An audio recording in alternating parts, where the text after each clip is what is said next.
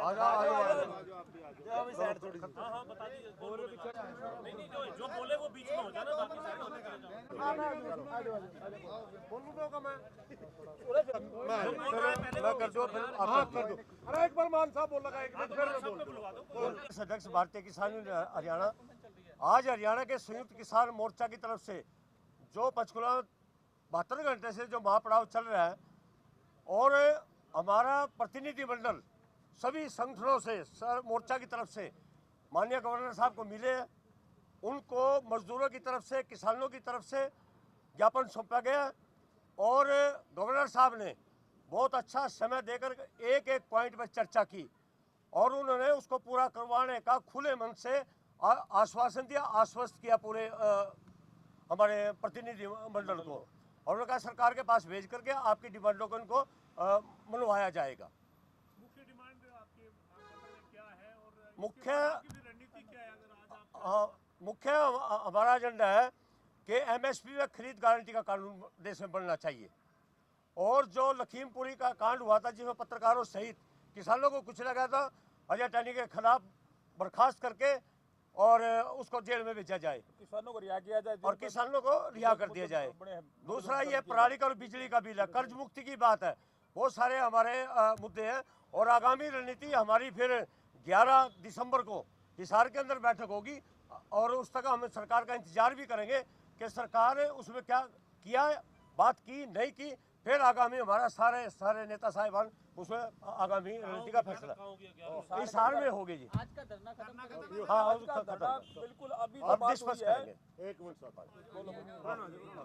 कोई नहीं विकास करता, कोई नहीं साथियों, मान साहब ने आपने सारी बात बता दी। एक छोटी सी बात है आपने पॉइंट आउट करी थी, किसके बाद क्या। हम मोदी सरकार से स्पष्ट शब्दों में चेतावनी देना चाहते हैं। लड़ने तो खूब लड़ लिए, आगे भी लड़ने की हमारी तैयारी। ये देश सबका है और इस देश का किसान मालिक है। हमारे को राह चलता ना समझा जाए।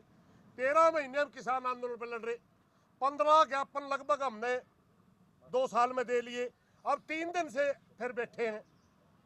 इसके बावजूद अगर हमारी नहीं सुनी गई तो आने वाले टाइम में पिछले आंदोलन से भी बड़ा आंदोलन आप देखेंगे। एक बात मैं आपको और बता लेना चाहूंगा, जब हम दिल्ली के बॉर्डरों के ऊपर बैठे थे, वैसे पूरे देश का किसान बैठा था, मगर हमारे ऊपर एक क्वेश्चन किया जाता था कि क्या हरियाणा पंजाब में किसान है। मेरी मीडिया के साथियों से प्रार्थना है, अब पता करिए कौन से प्रदेश की राजधानी ऐसी है जिसमें किसान नहीं बैठा। संयुक्त मोर्चा सभी संगठनों को मिलाकर के बना हुआ एक संगठन है और पूरे देश के किसान और मजदूर इसके बैनर के नीचे आने वाले टाइम में बड़ी लड़ाई लड़ सकते हैं। आप कह रहे हैं कि कानून बनाने की मुख्य मांग है आपकी एमएसपी पर, लेकिन हरियाणा सरकार की दलील बार बार ये रहती है कि हमारे प्रदेश में यानी हरियाणा में, तो हरियाणा सरकार का ये कह रहे हैं कि 14 से ज़्यादा फसलें हैं जो एमएसपी पे खरीद रही हैं। ये सरकार की दलील है, इसके ऊपर आप कितना आश्वस्त हैं, सहमत हैं, नहीं है? मैं आपको एक बात बता दूं, एमएसपी का जो कॉन्सेप्ट आया उस मौके देश में खाने के लिए अनाज नहीं था। एमएसपी का मतलब होता है किसान को इनकम की सोर्स की गारंटी, भाई इतने रुपए तो आपको मिलेंगे। इसमें 7 दलहन की फसलें, 7 तिलहन की है, 7 खाद्यान्न की हैं, 1 नरमा है और 1 गन्ना है, 23 फसलें हैं। ये मात्र किसान की जीडीपी का 20% हिस्सा भी नहीं है। किसान 80% ओपन मार्केट पे आधारित है, जो आप हरियाणा सरकार की बात कर रहे हैं। एक मिनट मेरी सुनो। हाँ, सरकार को चेतावनी तो दे देते हैं, लेकिन जो सरकार एमएसपी पर इतनी फसलें दे रही है, मैं वही कह रहा हूँ, एक मिनट मेरी बात सुनिए। एमएसपी 23 फसलों की का है। सबसे पहले जब भारत सरकार के साथ हमारा समझौता हुआ, एक कमेटी के ऊपर सहमति बनी थी कि एक कमेटी बनेगी जो ये तय करेगी कि आगे एमएसपी किस तरह देना चाहिए। हमने उसी तरह, उन्होंने क्या उसमें क्या कर दिया, अपने 13-14 आदमी को छोड़ करके संयुक्त मोर्चा के पास लेटर भेज दिया कि 2 आदमी आप अपने भेज दियो। हमने फैसला लेना पड़ा, आप तो कमेटी फर्जी बनाने लग रहे, क्योंकि उस समय कमेटी हमने कहा था सैद्धांतिक तौर पर भारत सरकार ये माने, सैद्धांतिक तौर पर भारत सरकार ये माने कि एमएसपी सैद्धांतिक तौर पर, मैं अभी आता हूँ सिर्फ इस चीज पर, सैद्धांतिक तौर पर भारत सरकार ये माने कि एमएसपी के को तो किसानों को देनी है, मगर कमेटी ये तय ना करे कि एमएसपी देनी कि नहीं देनी। कमेटी ये तय करे कि हर साल कितनी प्रिक्योरमेंट बढ़ानी है, कौन सी नई फसल जोड़नी है।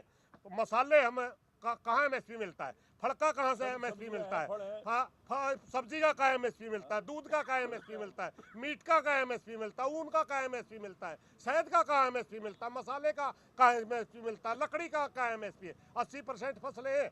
इसलिए भारत सरकार से रही बात आप वो करने की, धन्यवाद करने की, धन्यवाद हम उस चीज का करते अगर इन्होंने कहा 23 फसलें जो एमएसपी के ऊपर जिनका निर्धारित होता है इनको तो हम देंगे, आगे फसलें जोड़ेंगे। एक रिपोर्ट आई थी पिछले 15 साल की, 45 लाख करोड़ का घाटा किसान को मात्र इसलिए हो गया 15 साल में कि एमएसपी के ऊपर ये फसलें नहीं खरीदी गई। ये सारी फसलों का हम जोड़ा तो इस देश का आज किसान जो है ना गर्त में धकेल दिया देश की नीतियों। एमएसपी तो 52 क्यों है? मजदूरों के बारे में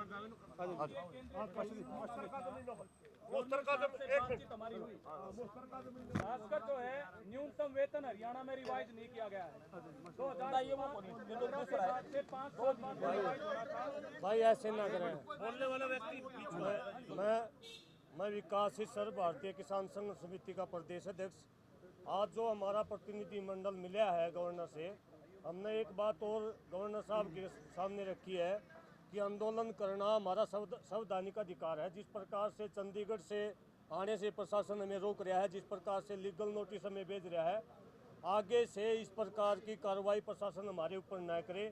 राजधानी हमारी है, गवर्नर हमारा है और हम इनको शांतिपूर्ण तरीके से मिलने के लिए आ रहे हैं। तो इस प्रकार का जो तामझाम है, इस प्रकार का भविष्य में ना मिले। और ये 3 दिन का जो हमारा ये आंदोलन है, ये तैयारी है दिल्ली के बड़े आंदोलन की, और ये चेतावनी है सरकार को, केंद्र सरकार को भी और राज्य सरकार को भी। या तो ये तीन दिन के आंदोलन से हमारी मांगों को मान ले, वरना कल ना बीजेपी या उसके जो समर्थन करने वाले संगठन है ये आरोप मत लगाना कि ये राजनीति करने वाले लोग हैं। हमने लोकसभा से पहले हमारी मांगें मनवानी है, और अगर सरकार चाहती है कि हमने राजनीतिक कोई फायदा नुकसान उठाना है तो उससे पहले, आंदोलन से पहले हमारी बात मान ले। ये बात हम बताने के लिए यहाँ हरियाणा के साथी आए। ने क्या-क्या चेतावनी दी? आप कह रहे लीगल नोटिस दिया, क्या कब दिया, क्या प्रशासन चेतावनी ये दे रहा है, जैसे हम पंचकुला के अंदर बैठे हैं, 24 तारीख को लीगल नोटिस घर भेज दिए कि आप लोग जो जा रहे हो शांति व्यवस्था भंग करोगे, जबकि हमने लिखित में परमिशन ले रखी है।